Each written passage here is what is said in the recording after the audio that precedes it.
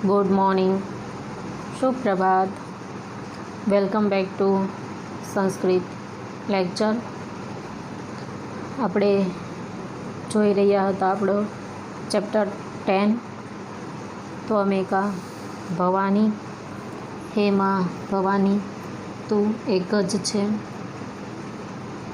You are only my one refuge. આપણે આગળના લેક્ચરમાં સમજૂતી જોઈ હતી અને જે પ્રસ્તુત 5 સ્તોત્ર છે, સુભાષિતો છે, મંત્ર છે, એ 5 મંત્રમાં શેના વિશે વાત કરવામાં આવી છે એ પણ જોયું અને સાથે સાથે આપણે એનું ગાન છે એ પણ કઈ રીતે થાય એ જોયું. સંસ્કૃત સાહિત્યમાં જે સ્તોત્ર કાવ્ય છે એની એક આગવી પરંપરા છે. જુદા જુદા દેવી દેવતાઓની સ્તુતિ કરતા ભક્તિપૂર્ણ સ્તોત્રો છે એ સંસ્કૃતમાં જોવા મળે છે. સ્તુતિ કરવા માટેના જે સાધનરૂપ પદ્યો છે એ પદ્યોને સ્તોત્ર કહે છે. આવા સ્તોત્રો ક્યારેક મુક્તકના રૂપે એકાદી સંખ્યામાં અને ક્યારેક 4, 5, 6, 7, 8 એવી શ્લોકોની સંખ્યામાં પણ રચાયેલા હોય છે. સ્તોત્ર સાહિત્ય જે છે એમાં સ્તોત્રો કવિત્વની દૃષ્ટિએ ઉત્કૃષ્ટ હોય છે, જેમાં આદિ શંકરાચાર્ય દ્વારા રચવામાં આવેલ શિવ મહિમ્ન સ્તોત્ર છે એ પણ ખૂબ જ ઉચ્ચ કક્ષાનું છે. આ સ્તોત્રોમાં વૃત્ત, અલંકાર, આરાધ્ય દેવી દેવતાઓની સ્તુતિ પદ્ધતિ વગેરેનો સમાવેશ થાય છે. સૂર્ય શતકમ, કનકધારા સ્તોત્રમ જેવા કેટલાક સ્તોત્રો છે જેમાં શ્રદ્ધાપૂર્ણ અને મનોરંજક કથાઓ છે એ પણ જોડાયેલી હોય છે.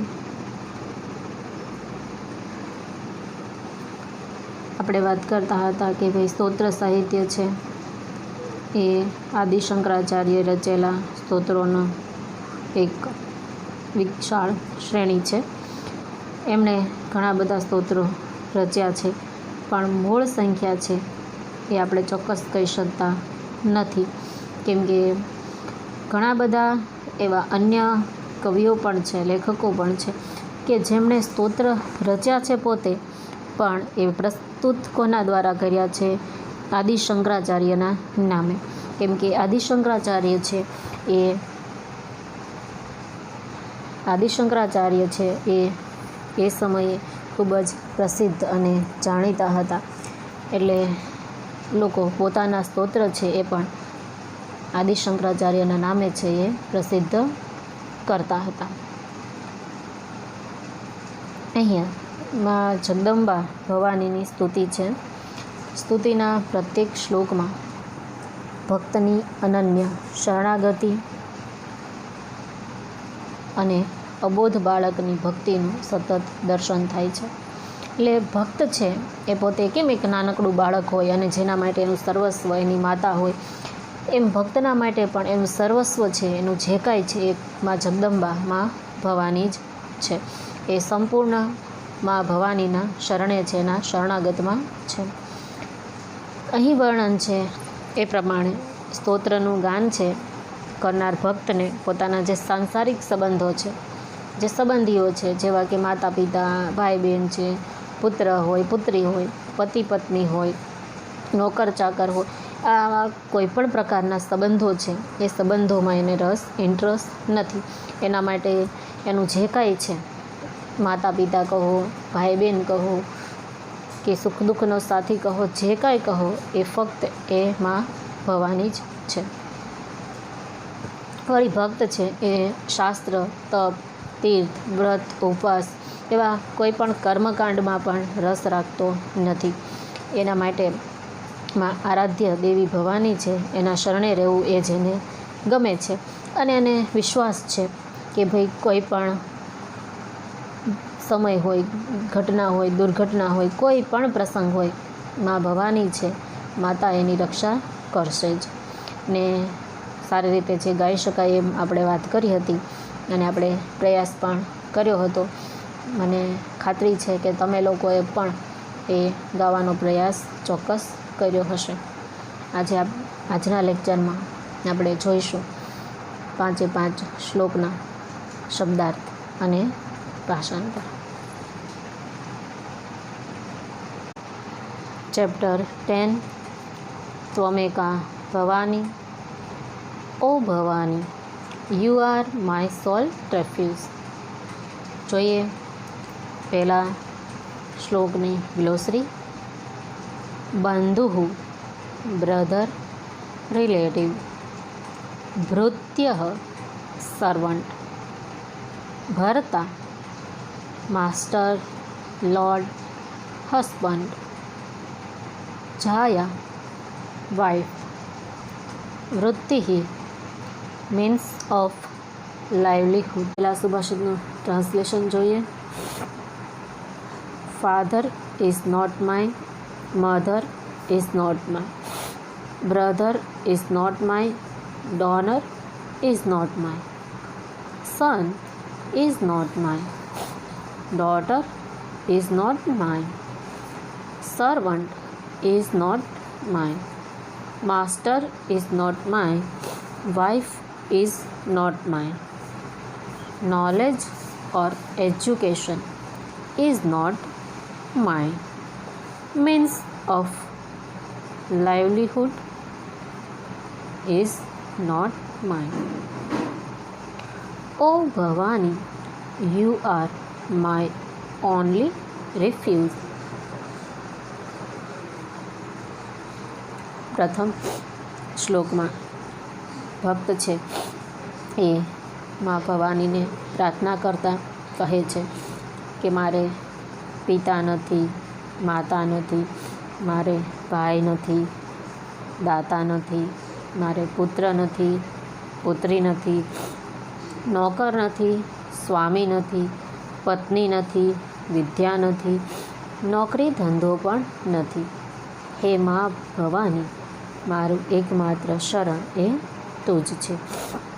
એટલે ભક્ત છે એ ભવાની માને પ્રાર્થના કરે છે કે દુનિયાના જે સંબંધો છે, માતા પિતા, ભાઈ બહેન, પુત્ર પુત્રી કે પતિ પત્ની કે નોકર ચાકર, આવા કોઈ સંબંધો છે એ કોઈ સંબંધો મારે નથી. મારે નોકર ચાકર પણ નથી, કોઈ સ્વામી કે કોઈ દાતા પણ નથી, નોકરી ધંધો પણ નથી. પણ હે મા ભવાની, મારું એકમાત્ર શરણ, મારો એકમાત્ર આશરો, મારો એકમાત્ર સહારો એ તમે જ છો. આ જે કાંઈ સંબંધો છે એ સંબંધો બધા દુનિયાવી સંબંધો એ તો કોઈ સમયે ક્યારેય પણ મને છોડી અને જતા રહે. પણ હર ઘડી, હર હંમેશ, હર જગ્યાએ જો કોઈ મારી સાથે હોય તો એ માં તમે જ છો. અને એટલા માટે મને મારો એકમાત્ર આશ્રય, સહારો એ તમે જ છો. આવું ભક્ત છે એ અબોધ નાના બાળકની જેમ માં જગદંબાને પ્રાર્થના કરે છે. અબોધ બાળક કોને કહેવાય? અબોધ તો નાનકડું બાળક છે જેને દુનિયાની કોઈ સમજ નથી, કાંઈ ખબર નથી, એને પણ ખ્યાલ નથી કે એમાં કોણ મારા સગા છે. હજી 6 મહિનાનું બાળક હોય તો એને ખ્યાલ પણ ન હોય કે મારા માતા પિતા કોણ છે, મારા કુટુંબીજનો કોણ છે, હું ક્યાં રહું છું, શું કાંઈ ખબર હોતી નથી. 6 મહિનાનું તો શું, આપણે એમ કહીએ કે ભાઈ 4-5 વર્ષનું બાળક છે તો એને પણ કોઈ પ્રકારની એવી પળોજણ હોતી નથી, લોભ લાલચ કોઈ પ્રકારના હોતા નથી. એનું તો એને ખાવું, પીવું, સૂવું, રમવું, બસ એ જ એની જિંદગી હોય છે. એટલે એ બાળક છે જેને દુનિયાની એવી કોઈ મોહજાળ છે એને ખ્યાલ હોતો નથી, સારા નરસાનો ખ્યાલ હોતો નથી. એ હંમેશા મનના સાચા હોય છે. તો ભક્ત પણ એ અબોધ બાળકની જેમ માં ભવાનીને છે. Second સુભાષિતની ગ્લોસરી. Dhyan Yogam, the way of realizing God by profound meditation. Tantram, ritual. Stotram, stotras are poems praising gods or goddess composed by poets or saints.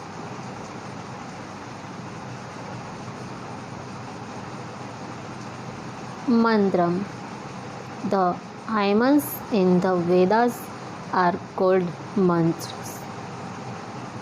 Nyasa Yogam, the method of assigning the various parts of the body to different deities.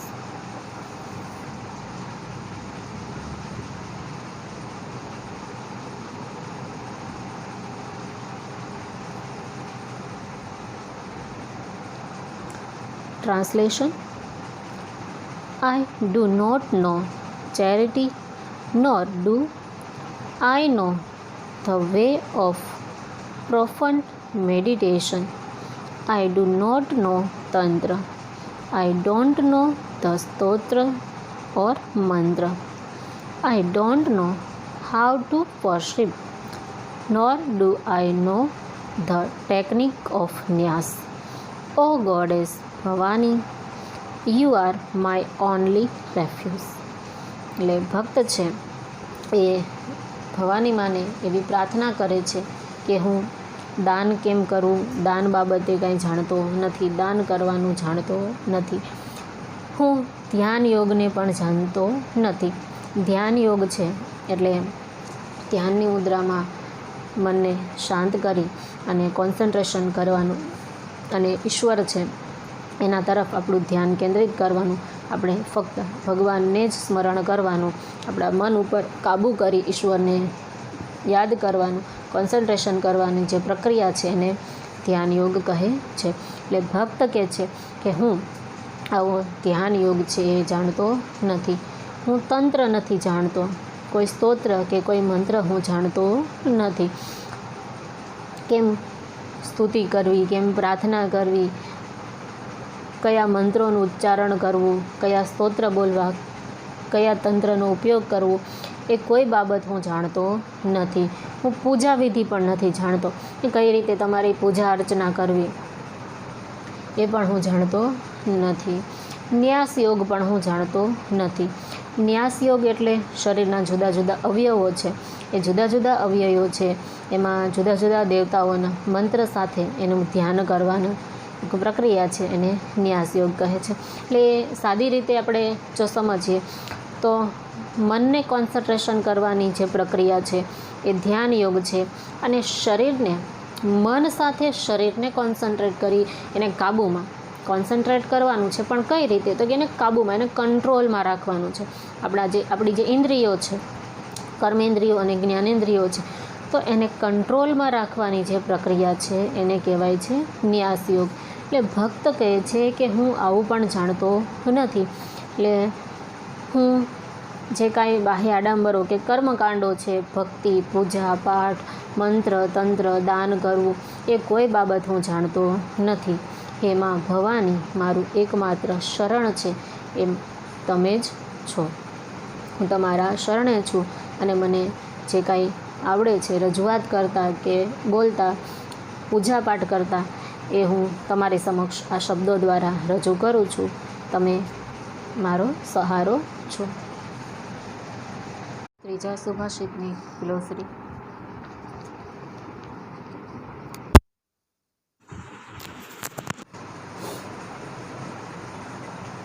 જોઈએ ત્રીજા સુભાષિતની ગ્લોસરી.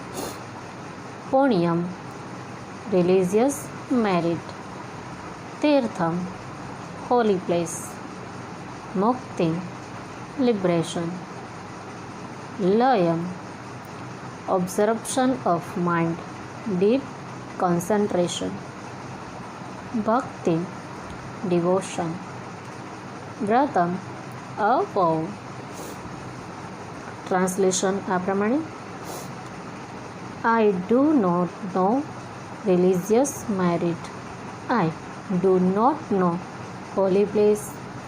I do not know liberation, nor do I know absorption of mind. O Mother, I know not devotion. I do not know a religious practice or vow. O Bhavani, you are my only refuge. ત્રીજા શ્લોકમાં ભક્ત છે એમાં ભવાનીને કહે છે કે હું પુણ્ય જાણતો નથી. પુણ્ય યાને કે સારા કાર્યો, સત્કર્મ, એટલે કે મને ખ્યાલ નથી કે હું જે કામ કરું છું એ સારા છે, સાચા છે, યોગ્ય છે કે નહીં. એટલે હું પુણ્ય જાણતો નથી. હું તીર્થયાત્રાને પણ જાણતો નથી. જે ધાર્મિક સ્થળો હોય છે એ ધાર્મિક સ્થળોએ, ભગવાનના સ્થળો છે એ સ્થળોએ જવું, દર્શન કરવા એ પણ હું જાણતો નથી. આગળ ભક્ત કહે છે કે હું મોક્ષ કે લીન થવું પણ ક્યારેય જાણતો નથી. મોક્ષ એટલે કે મુક્તિ. કોને કહેવાય મોક્ષ કે મુક્તિ? તો કે જે હિન્દુ ધર્મના ગ્રંથો છે, ઉપનિષદો, પુરાણો છે, એમાં એવું કહ્યું છે કે ભાઈ આત્મા છે એ આત્મા એક શરીરને છોડી અને બીજું શરીર ધારણ કરે છે. એટલે આત્મા દ્વારા શરીર છે એ જન્મ લે છે.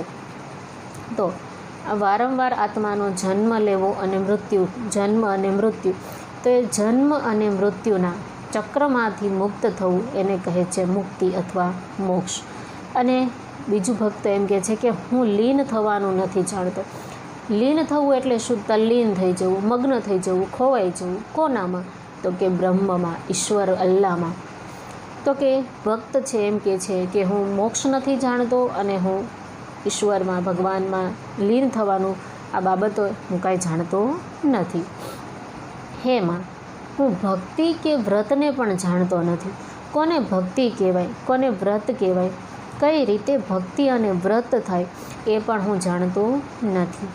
હે ભવાની, હે માં, તું એકમાત્ર મારું શરણ છે. એટલે ભક્ત છે એ માતાને, માં ભવાનીને કહે છે કે હું પુણ્ય નથી જાણતો, સારું કામ નથી જાણતો, તીર્થયાત્રા, કયા ધાર્મિક સ્થળો છે, ક્યાં જવું જોઈએ, શું કરવું જોઈએ એ પણ હું નથી જાણતો. મને મોક્ષમાં અને મુક્તિ બાબતે પણ કોઈ જાણકારી નથી, કે હું લીન થવા બાબતે પણ ક્યારેય કાંઈ જાણતો નથી. મને ભક્તિ અને વ્રત શું છે, કેમ કરાય, કેવી રીતે થાય એ પણ ખબર નથી. હે માં ભવાની, મારો એકમાત્ર સહારો એ તમે જ છો.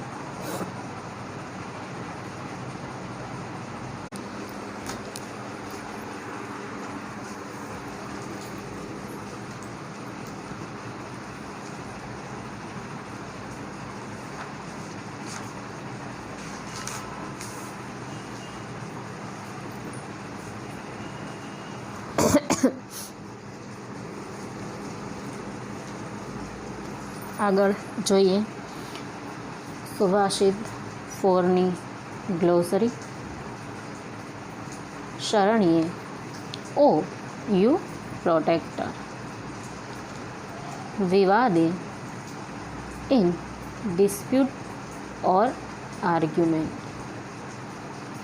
વિષાદે, in sorrow.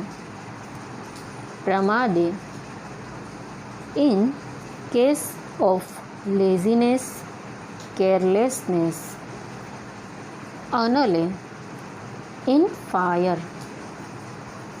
Shatru madhye, among the enemies. Aranye, in a forest. Mam prapahi, protect me. Translation જોઈએ. O Bhavani, my protector, always protect me in argument, sorrow, laziness, travel, water, fire, forest, on a mountain and among enemies. You are my only refuge. એટલે આ સુભાષિતમાં છે એ ભક્ત છે એ કહે છે કે હે ભવાનીમાં, શરણું આપનારીમાં, તમે હંમેશા મારો આશ્રય છો, મારો સહારો છો, મને શરણ આપનાર છો.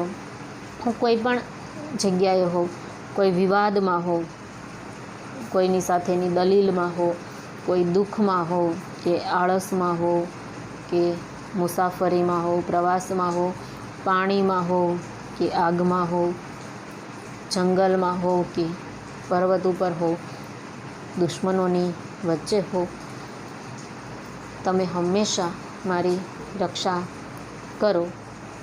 હે ભવાનીમાં, તમે એકમાત્ર મારું શરણ છો. એટલે ભક્ત છે એ આગળ પહેલા શ્લોકમાં જણાવે છે કે ભાઈ તેને કોઈ માતા પિતા છે કે ભાઈ બહેન છે કે પુત્ર પુત્રી, સંતાન, પતિ પત્ની છે કે નોકર ચાકર, નોકરી ધંધો કોઈ વસ્તુ છે નહીં, એ કોઈ સગાવાલા નથી.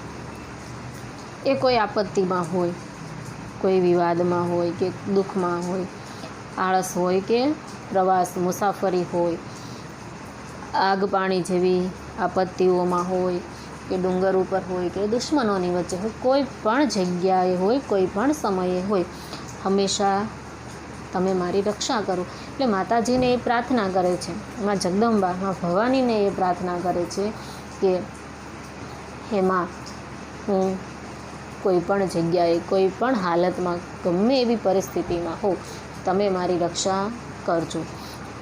કેમ કે મને બીજા કોઈ સંબંધો છે એમાં રસ નથી, કોઈ ઉપર મને વિશ્વાસ નથી.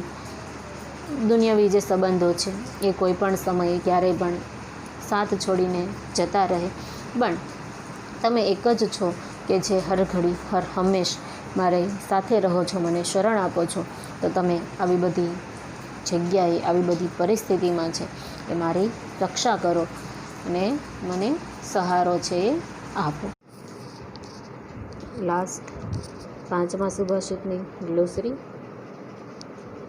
અનાથઃ એન ઓર્ફન, જરા રોગ યુક્તઃ, suffering from old age and disease, મહાક્ષીણ દીનઃ, વેરી વીક એન્ડ પુઅર, જાડ્યવક્ત્રઃ, with dullness over the face, vipatto in the calamity, pravishtah entered, pranashtah ruined.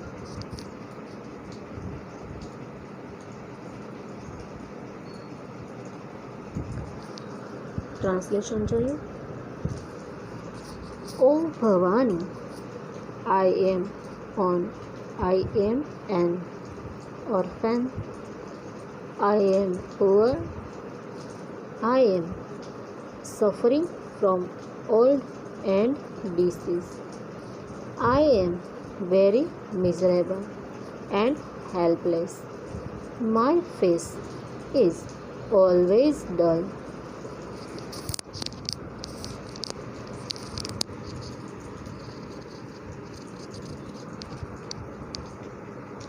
I am plucked into calamity, I am run, you are my only refuge. તો છેલ્લા અંતિમ સુભાષિતમાં ભક્ત છે એ માં ભવાનીની પ્રાર્થના કરતાં કહે છે, પોતાના વિશે વાત કરે છે, પોતાના વિશેષણો પોતાના માટે વાપરે છે કે પોતે કેવો છે. આગળના શ્લોકમાં તેણે કહ્યું કે ભાઈ પોતે એને કોઈ દુનિયાવી સંબંધો જેવા કે માતા પિતા હોય કે ભાઈ બહેન હોય, પતિ પત્ની હોય કે ભાઈ નોકર ચાકર હોય, એવા કોઈ સગા સંબંધો નથી. બીજું કે એ વ્રત કરવા, ભક્તિ કરવી, ઉપવાસ, તીર્થયાત્રા, ધ્યાન યોગ છે કે ન્યાસ યોગ છે, પૂજા કેમ કરવી એવું પણ કાંઈ નથી જાણતો. ભક્ત પુણ્ય નથી જાણતો, મોક્ષ નથી જાણતો કે લીન બાબતે પણ એ કાંઈ જાણતો નથી. અને એટલા માટે એ મા ભવાનીને કહે છે કે હું કોઈ વિવાદમાં હોઉં કે દુઃખમાં હોઉં, સુખમાં હોઉં, આળસ કે મુસાફરીમાં હોઉં, આગ કે પાણીમાં હોઉં, શત્રુઓની વચ્ચે, જંગલમાં કે ડુંગર ઉપર હો કે પર્વત ઉપર, તમે મારી રક્ષા કરો. આવું ભક્ત મા ભવાનીને પ્રાર્થના કરે છે. અને છેલ્લે કહે છે કે હે મા ભવાની, હું અનાથ છું. અનાથ એટલે જેના કોઈ નાથ નથી, જેનો કોઈ સ્વામી કે જેના કોઈ વાલી છે, માતા પિતા નથી. આગળ ભક્ત છે એ જણાવી દે છે કે ભાઈ મારે માતા પિતા એવા કોઈ સગા સંબંધીઓ નથી, મારા માટે જે કાંઈ છે એમાં તમે જ છો. અને એટલા માટે ભક્ત છેલ્લે કહે છે કે હું અનાથ છું. જો મારું કોઈ નાથ હોય, મારા કોઈ સ્વામી, કોઈ વાલી હોય, મારા માતા પિતા હોય, તો એ ફક્ત માં તમે જ છો, એ સિવાય કોઈ મારું નથી. આગળ ભક્ત કહે છે કે હું દરિદ્ર છું. દરિદ્ર એટલે ગરીબ, એટલે કે હું ગરીબ વ્યક્તિ છું. શું કામ? તો એ કહે છે કે ભાઈ મારે કોઈ નોકરી ધંધો, નોકર ચાકર કાંઈ છે નહીં, એટલે હું દરિદ્ર, હું ગરીબ છું. ઘડપણ અને રોગથી યુક્ત. હવે જીવન છે એ ધીમે ધીમે વૃદ્ધાવસ્થા તરફ આગળ વધી રહ્યું છે. વૃદ્ધ થઈ ગયો છું અને ઘણા બધા રોગોએ મને ઘેરી લીધો છે. હું રોગગ્રસ્ત થઈ ગયો છું. ખૂબ જ ક્ષીણ અને કંગાળ છું. ક્ષીણ કોઈ વસ્ત્ર છે, કપડાં ઘણો સમય જૂના થઈ જાય એટલે એકદમ જર્જરિત થઈ જાય. કોઈ વસ્તુ છે સાવ ઘસાઈ જાય તો એને ક્ષીણ થઈ ગયું કહેવાય. એટલે ભક્ત છે એ કહે છે કે હું પણ સાવ ક્ષીણ થઈ ગયો છું, સાવ ઘસાઈ ગયો છું, વૃદ્ધ થઈ ગયો છે, રોગથી પીડાયેલો છે, એટલે હાવ એ ક્ષીણ થઈ ગયો, સાવ ઘસાઈ ગયો છે. અને કંગાળ, ગરીબમાં ગરીબ, અતિશય ગરીબ હોય એવી એની હાલત, એવી એની દશા છે. મુખ પર જડતાવાળું. જડતા એટલે નીરસતા, ઉદાસીનતા, ઉદાસીતા, ચહેરા ઉપર મુસ્કાન ન હોય, કરચલીઓ પડી ગઈ હોય, જીવનનો થાક છે એ ચહેરા ઉપર વર્તાતો હોય છે. એટલે કે હું ચહેરા ઉપર, મુખ ઉપર જડતાવાળો છું. આપત્તિમાં પ્રવેશેલો. જુદી જુદી મુશ્કેલીઓ છે એ આપત્તિઓમાં હું ફસાયેલો છું અને નાશ પામેલો છું. હવે કોઈ વસ્તુ રહી નથી, અનાથ થઈ ગયો છે, ગરીબ છે, રોગ અને વૃદ્ધાવસ્થા આવી ગઈ છે, એટલે નાશ થયેલો છું.